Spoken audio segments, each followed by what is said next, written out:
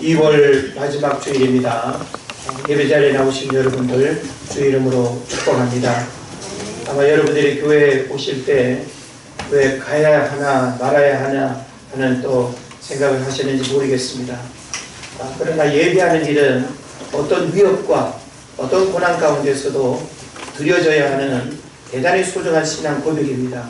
그런 면에서 현실에 어려움이 우리에게 있다 할지라도 여러분이 그 문제는 인식하되 우리의 신앙을 고백하는 이런 본질적 마음들은 변함이 없기를 바랍니다.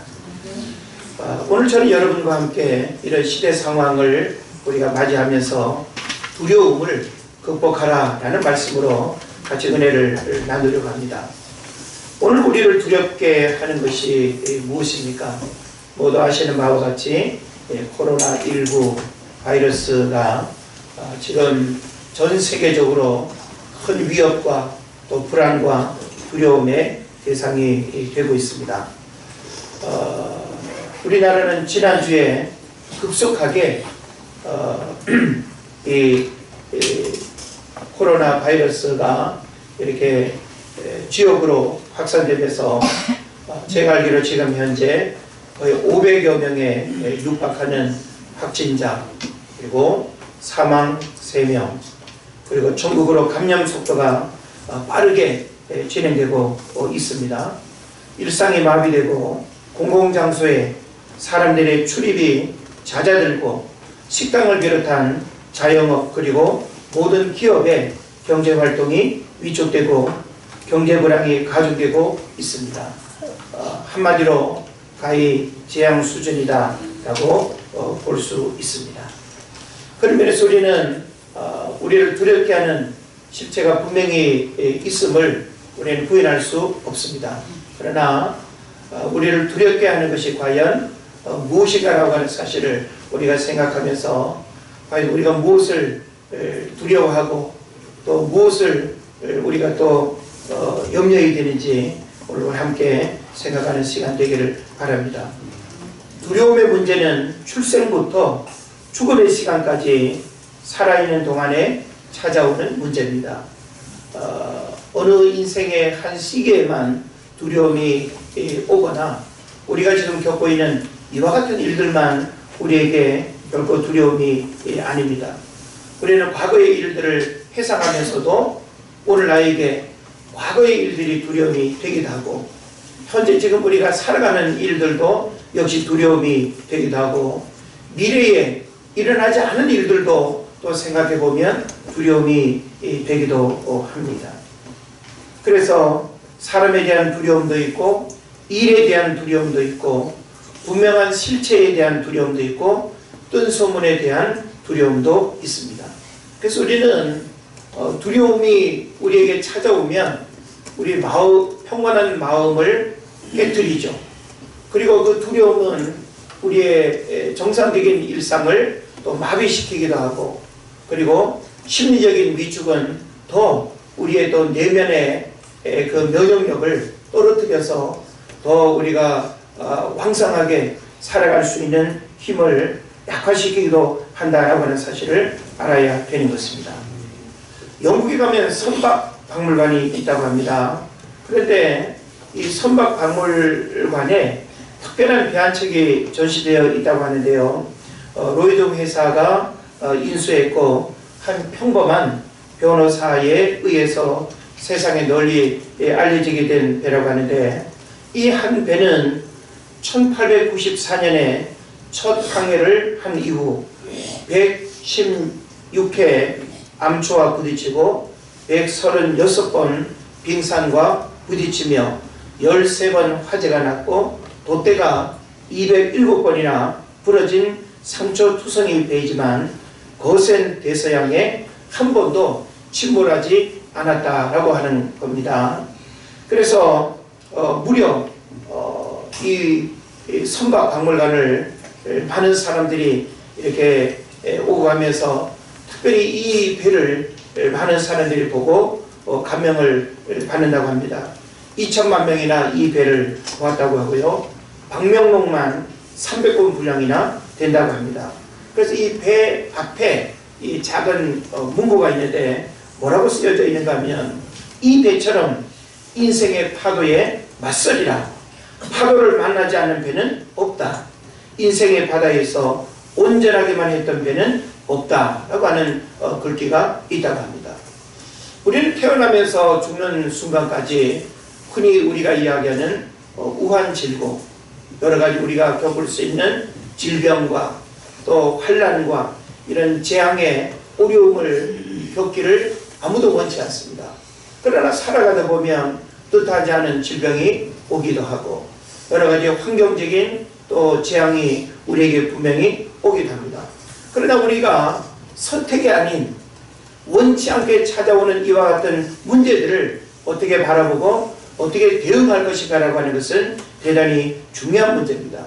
그래서 많은 사람들은 나를 두렵게 하는 어떤 문제들이 나타나면 숨거나 피하는 그런 경향들이 있습니다.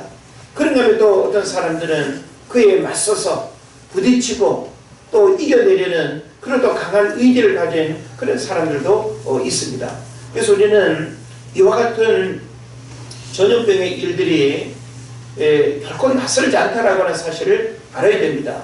우리는 최근 수년 전에도 몇 차례 그런 전염병을 경험했고 또 역사적으로 보게 되면 중세 시대에 이 패스트라고 하는 이 전염병이 돌아서 중세 유럽의 인구의 3분의 1이 수천만 명이 이렇게 죽음을 당하는 그런 또 역사도 있고 또 이 로마 이 초대교회 당시를 보게 되면 또 역시 그 당시에도 이와 유사한 어떤 전염병이 있어서 정말로 인구의 3분의 1이 도시의 3분의 2가 죽어나가는 그런 상황들도 있었다라고 하는 사실입니다. 그래서 우리는 참 우리 인간의 힘으로 불가항력적인 이런 문제들을 만날 때 두려움이 우리 삶을 지배할 수밖에 없지만 여러분이 그 두려움의 실체를 직시하고 그리고 그 두려움의 문제를 어떻게 극복할 것인가라고 하는 믿음을 갖는 것이 무엇보다 중요할 것입니다. 그래서 그 어느 때보다 두려움이 평온한 일상의 리듬을 깨뜨리고 평범한 삶의 소중함을 잃어버리게 만드는 그런 현실 속에 우리가 살아가고 있습니다.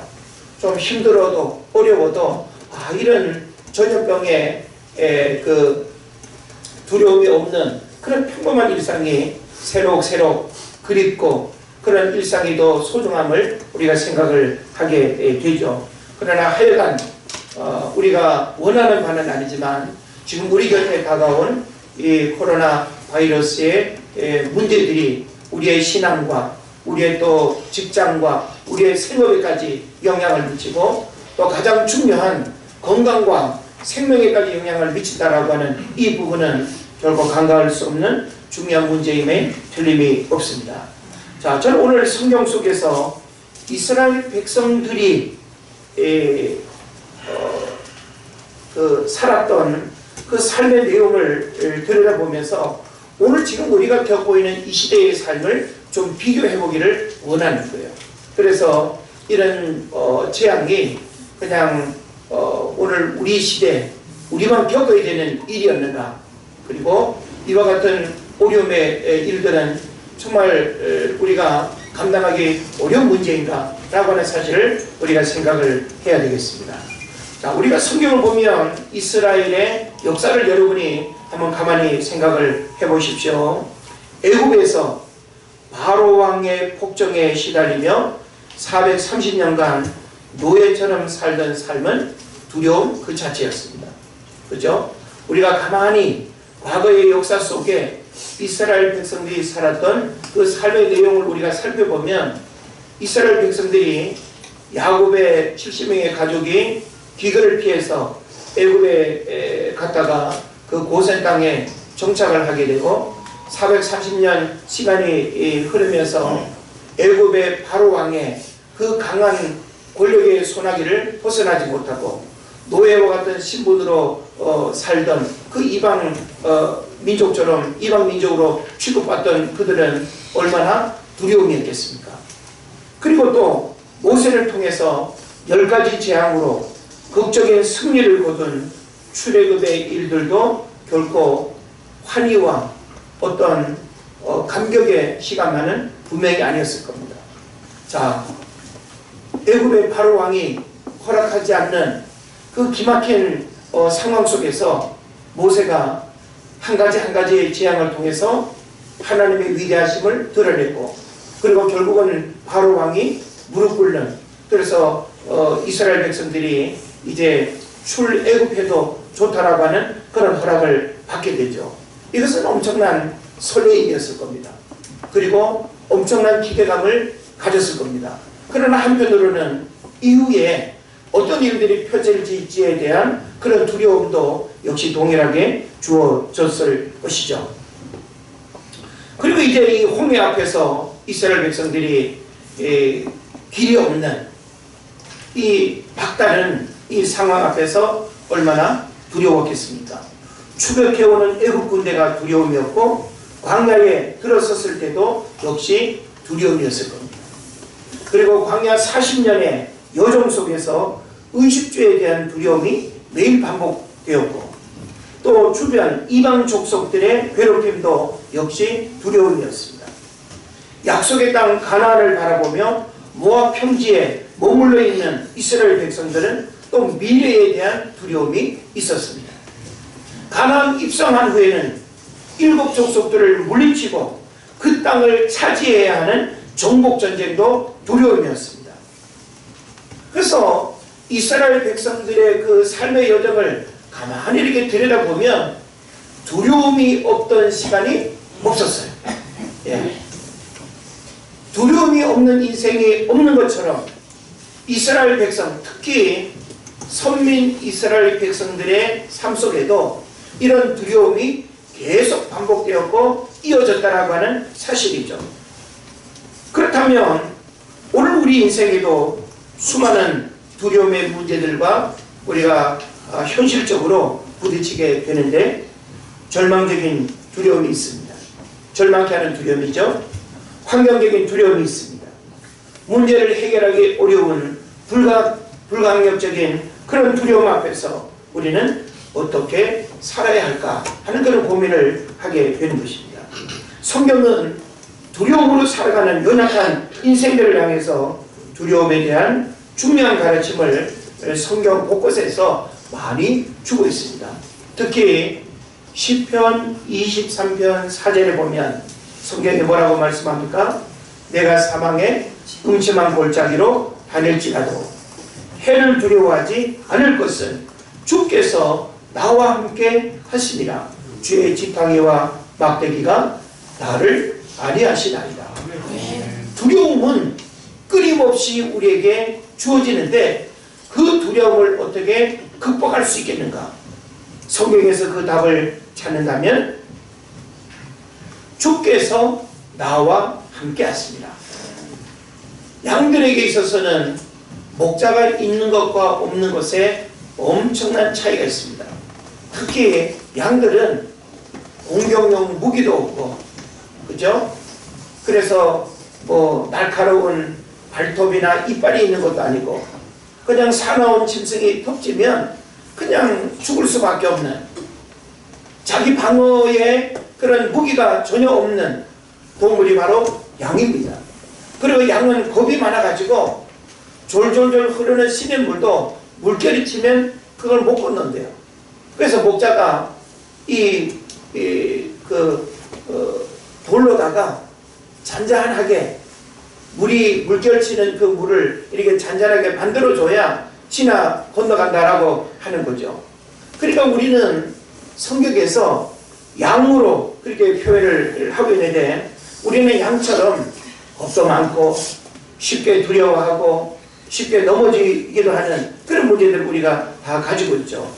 그러나 우리가 주께서 나와 함께 하신다는 목자 되시는 그 하나님을 우리 삶의 중심에 모시고, 내가 어떤 상황 속에서도 주님이 나와 함께 하신다라고 하는 믿음을 가지게 될 때 기본적으로 두려움을 이겨낼 수 있는 줄로 믿습니다. 요한일서 4장 18절에서는 뭐라고 또 말하는가요? 사랑 안에 두려움이 없고 온전한 사랑이 두려움을 내어 쫓나니 두려움에는 형벌이 있습니다. 두려워하는 자는 사랑 안에서 온전히 이루지 못하였느니라 하고 말합니다. 예. 우리 성경을 읽으면 어느 본문인가요? 사랑은 죽음같이 강하고 라고 하는 표현이 있죠. 그러니까 우리가 정말 사랑으로, 부부가 사랑으로 끈끈하고 또 가족이 사랑, 어떤 혈연 공동체를 뛰어넘어서 사랑 공동체로 하나 되면 어떤 것도 두렵지 않고 무섭지 않다는 거예요. 그러니까 이 사랑의 관계가 깨어지고 사랑이 식어버리면 두려움이 찾아오는 거예요. 무엇보다 우리는 사람과의 사랑이 아니라 하나님과의 사랑, 이 관계에서 내가 하나님을 사랑할 뿐만 아니라 하나님의 나를 변함없이 사랑하고 있다라고 하는 이 사실을 여러분이 믿는다면 우리 안에 모든 두려움을 내어 쫓는 그런 결과가 주어진다는 것입니다.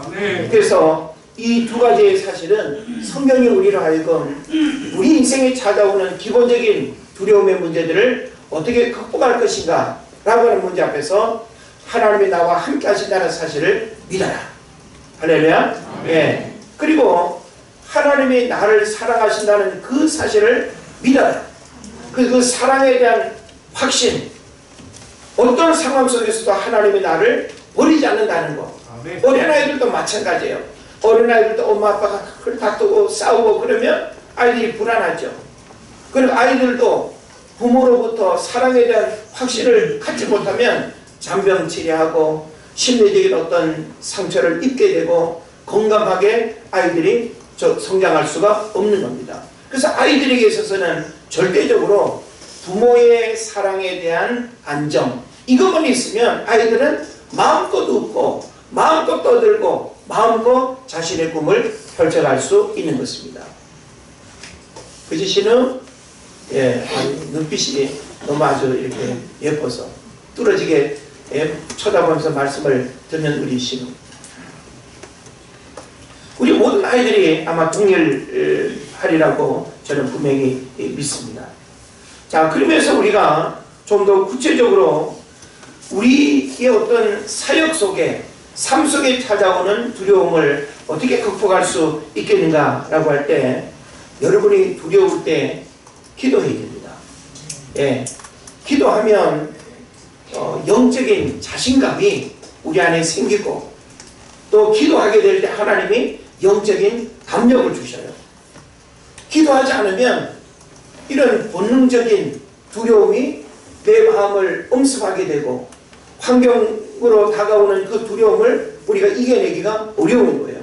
그래서 여러분이 힘들고 어려울수록 두려움이 끊임없이 밀물처럼 다가올 때 기도하면 그 기도는 두려움을 밀어낼 뿐만 아니라 두려움을 극복하는 열쇠가 기도에 있다라고 하는 사실을 알고 여러분이 기도할 수 있기를 바랍니다.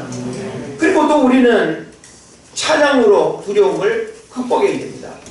우리가 교회에서 예배 때 하는 찬양, 또 순간순간 우리가 찬양하는 시간들이 많은데 찬양은 단순한 노래가 아니에요.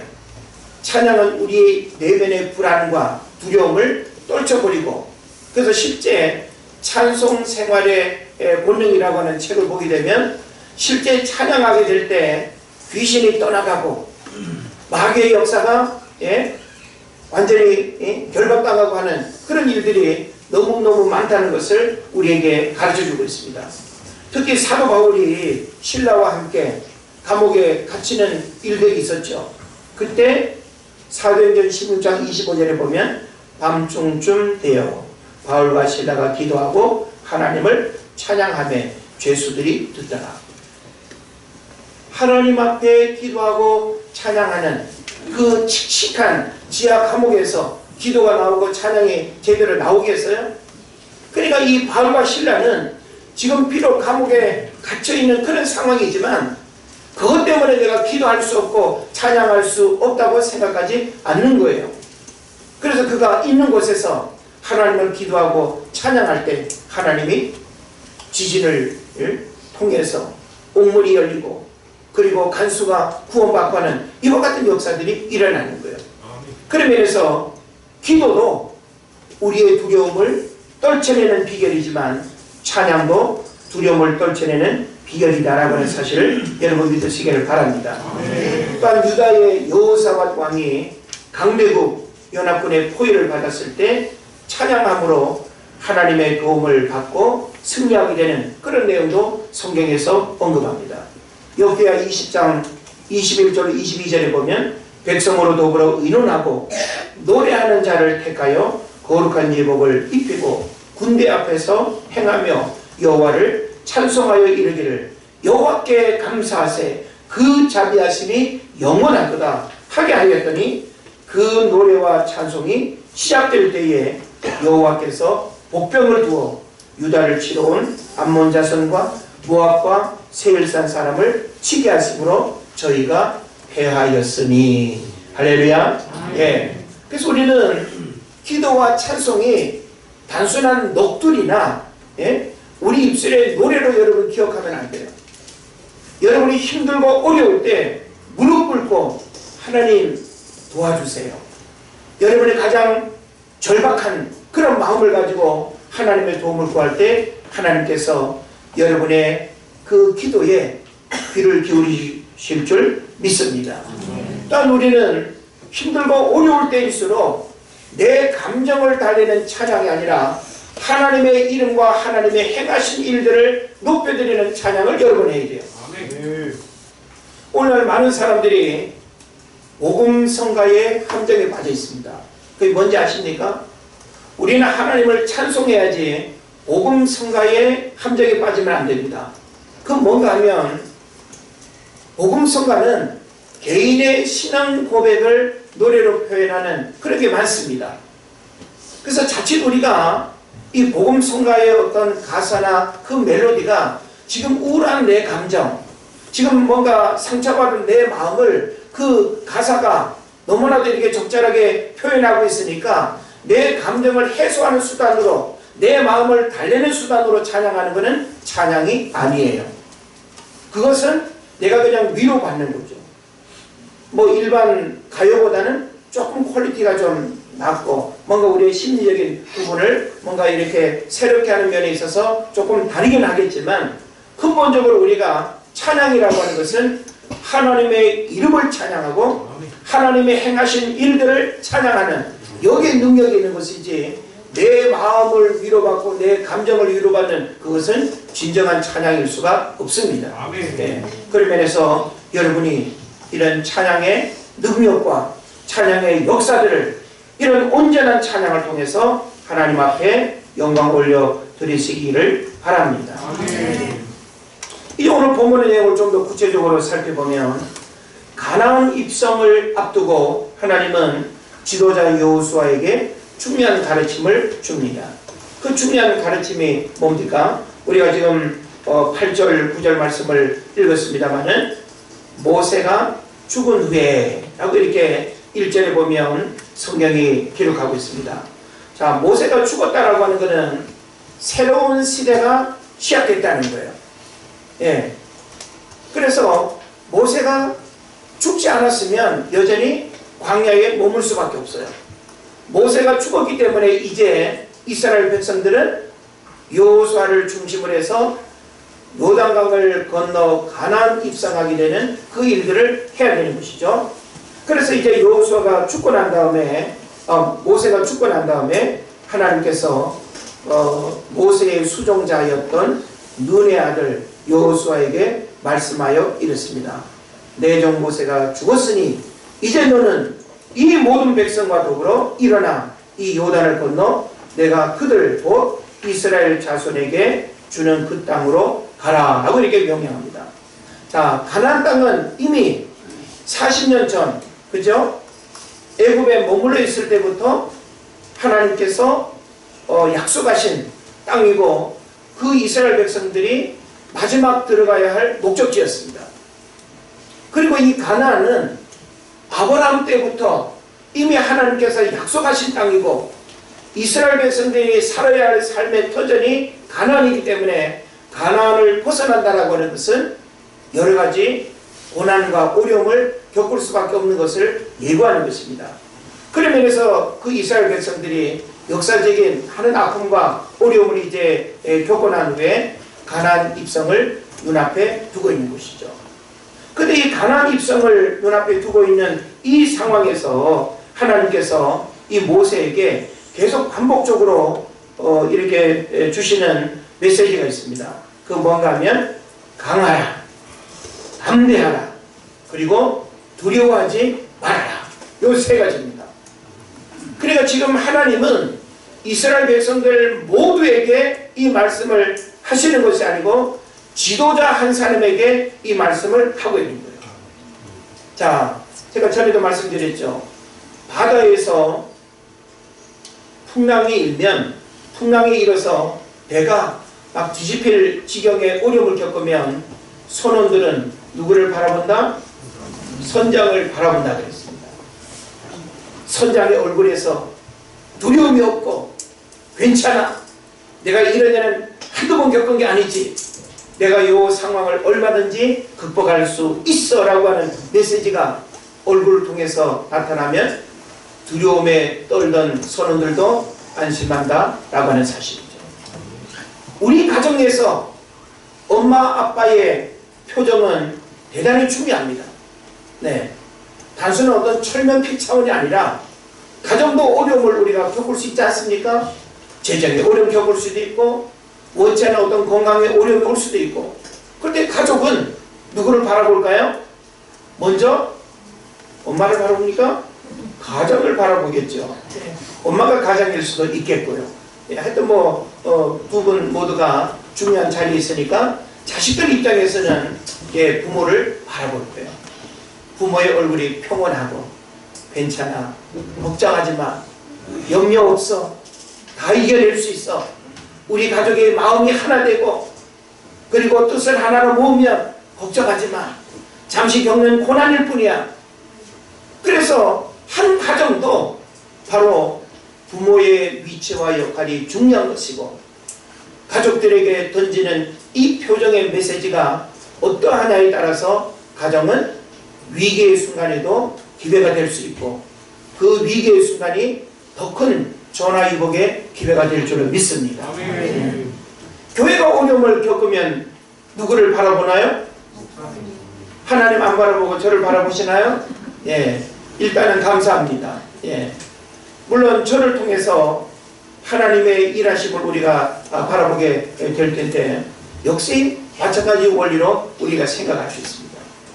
교회 안에 어떤 어려움이 왔을 때 목회자가 그냥 심력이 약해가지고 인간적인 두려움에 떨고 있고 성도들보다도 못한 그 연약함에 고백들을 하고 어쩔 줄 몰라하고 그랬다고 한다면 성도들도 목회자를 구심점으로 해서 어려움을 이겨낼 수 있는 힘을 모으기가 어려운 거예요.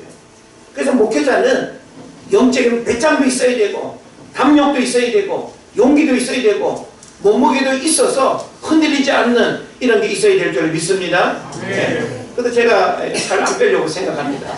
왜냐하면 여러분을 붙들어줘야 하고 여러분이 힘들고 어려울 때 저를 이렇게 붙들면 제가 잘 이겨내야 되니까요.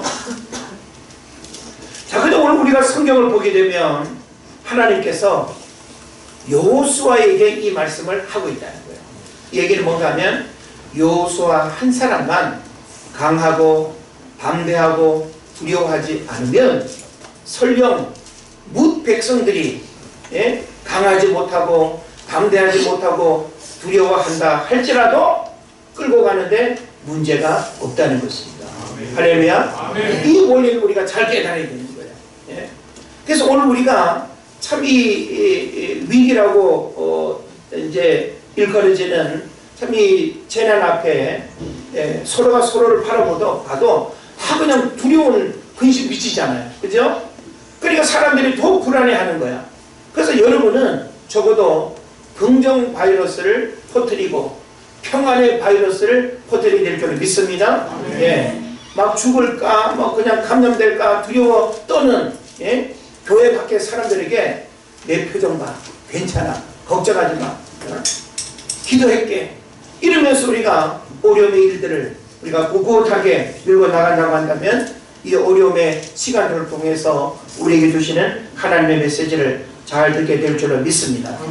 제가 말씀을 준비하면서 가만히 이렇게 묵상을 해보니까 요 세 가지의 메시지는 특별한 의미가 있더라고요. 어떤 의미가 있는가 하면 강하라라고 하는 것은 육적인 부분입니다. 담대하라라고 하는 것은 혼적인 부분입니다. 두려워하지 말라라고 하는 것은 영적인 부분입니다. 그래서 우리가 이 세 가지의 영역이 우리 인간이 가지고 있는 모습 아니겠어요? 그런 면에서 이 세 가지의 영역으로 균형 있게 우리가 강하고 담대하고 두려워하지 않아야 된다는 것을 하나님이 깨닫게 하셨어요. 네. 마음으로는 막 그냥 담력이 있는데 몸은 막 그냥 허약해가지고 밥맛도 없고 막 그냥 잠도 못 자가지고 하품 막 하고, 그러면 온전한 지도자가 될 수 없는 거예요. 그래서 우리가 이 세 가지의 영역을 조화 있게 잘 관리해야 된다는 것을 알아야 됩니다. 그래서 이 먼저 강하라 라고 하는 것은 육적인 부분인데 육체의 관리를 말합니다. 우리는 힘들고 어려운 시기를 지날수록 더 잘 먹고 더 자기 어떤 몸 관리를 잘해야 됩니다.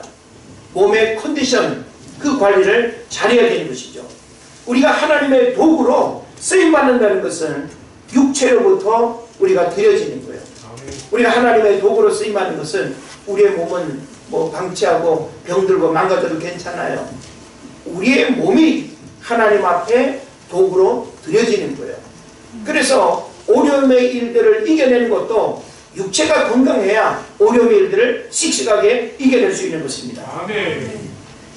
육체가 병들거나 피곤하거나 정상적인 컨디션을 잃어버리면 다른 부분에 영향을 미치게 되는 것입니다. 그래서 강하라 라고 하는 이 말은 몸 관리를 잘하라는 거예요.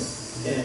우리는 하나님만 믿고 먹는 거 부실하게 먹고 자기 몸 관리 제대로 안 하고 또 이런 컨디션 조절 제대로 안 해가지고 우리 육체는 우리 몸을 어떻게 관리하느냐에 따라서 우리 육체에 담고 있는 것들이 엄청난 영향력을 드러낼 수도 있고 그렇지 못할 수도 있는 거예요. 그래서 우리 육체는 영혼의 그릇이라고도 하지 않습니까?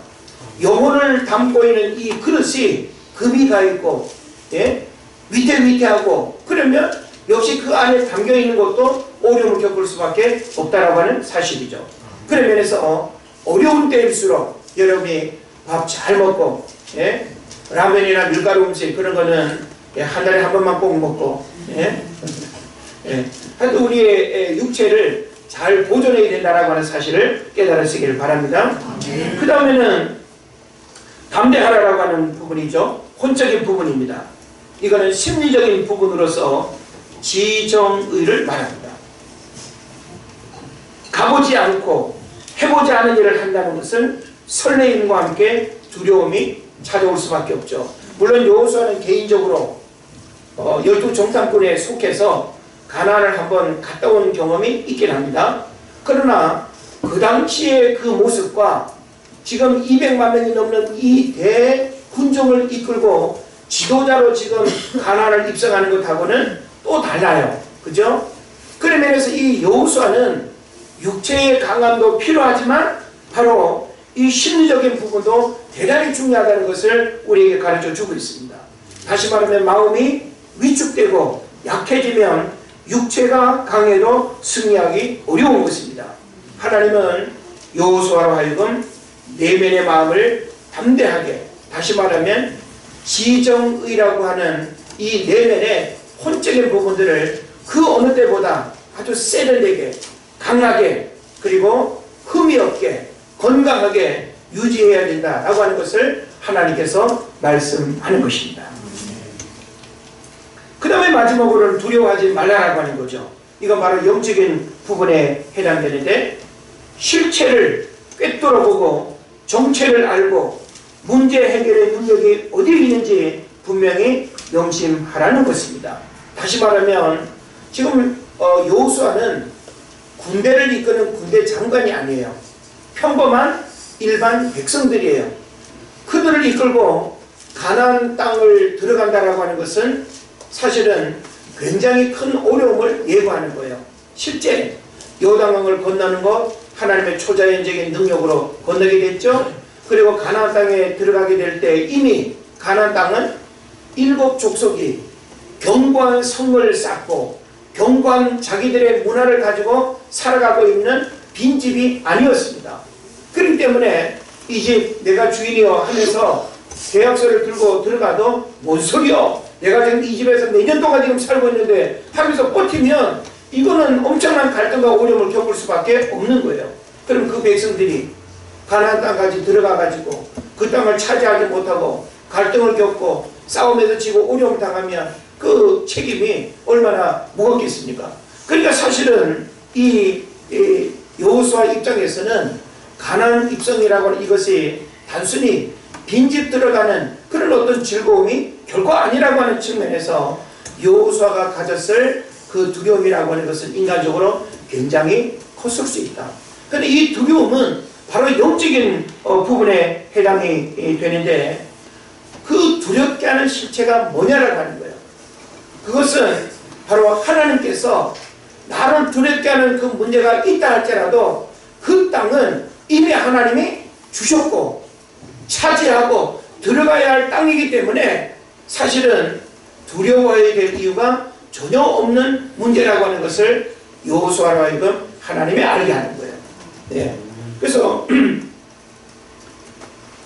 여기 2절 하반절을 보면 이스라엘 자손이 주는 그 땅으로 가라 그랬습니다. 현재죠.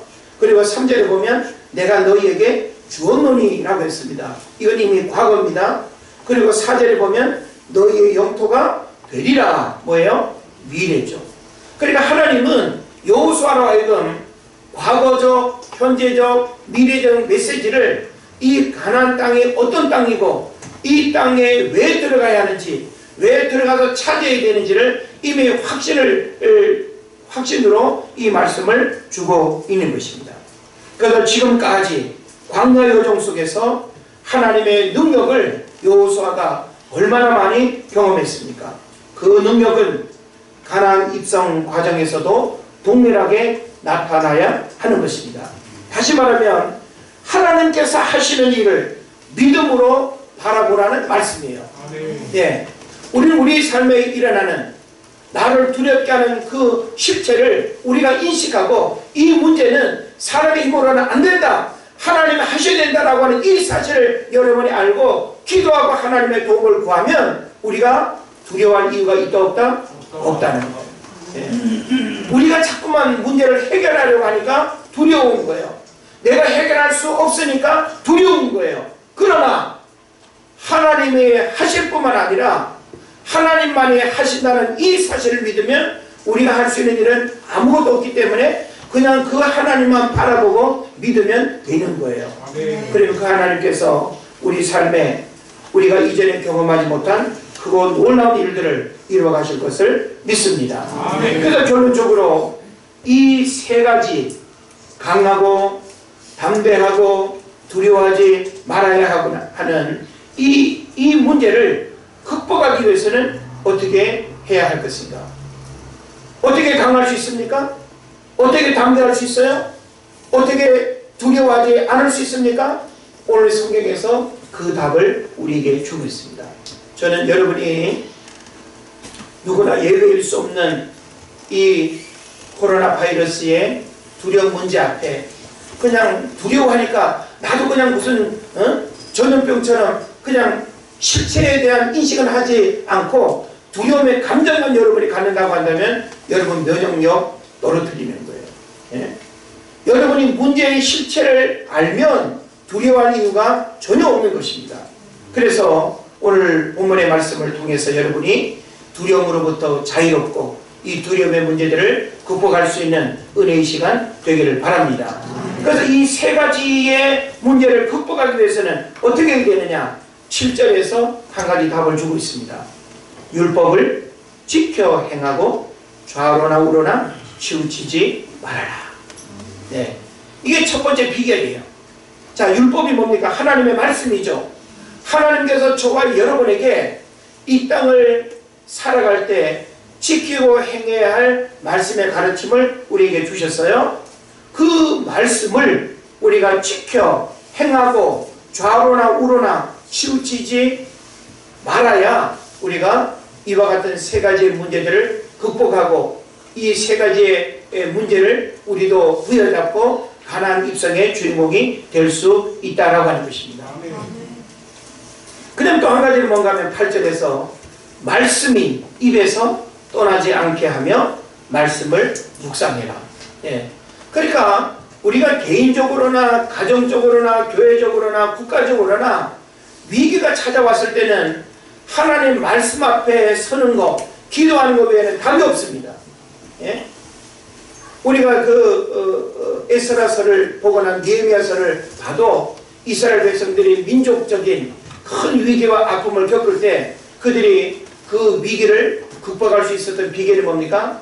하나님 말씀 앞에서 하나님의 말씀을 듣고 회개하고 기도하면서 하나님의 도움을 구하는 것밖에는 아무런 답이 없었습니다. 오늘도 역시 마찬가지예요. 오늘 우리는 이 시대의 죄를 하나님 앞에 회개해야 됩니다. 우리 인간의 완악함과 교만함을 하나님 앞에 회개해야 됩니다.